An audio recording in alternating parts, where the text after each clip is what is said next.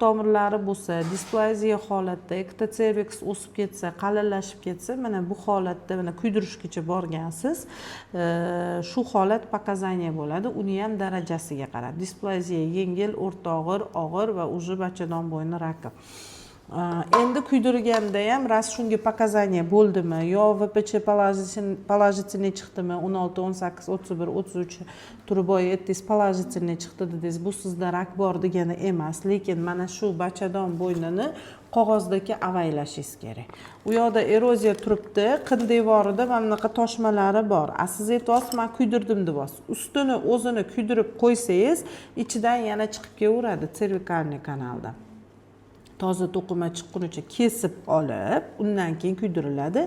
Chunki mana bu VPC bu holat chuqurlashib boraversa, aktiv formaga o'tadi va bachadon bo'yni rakini chaqirib beradi. Ana o'sha narsani, demak, siz so'rab keldingiz. Mana endi hozir homiladorsiz. Uni olib titrini bitta tekshiramiz VPCni.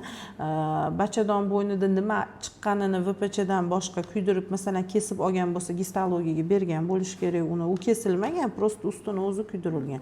Bu uni kuydirishga, kesib olishga pokazaniya edi. Faqat usti kuydirildi, o'shaning uchun bu holat yana qaytalandi. Yana bitta sabab qaytalanishiga VPC положительный qin devorida bu toshmalar bor. Rasmga oldirtirib qo'ydim. Davolanishi kerak bu yerda. Jinsiy a'zosida bir dona toshma bo'lsa, sizni davolash bemaqsad ish. Hech qayerda yozib qo'ymagan. VPC faqat bachadon bo'ynida rak chaqiradi deb. VPC erkaklarda uretrani, siydik yo'lini rakiga olib kelishi mumkin. Agar onkogenni shtamp положительный chiqsa.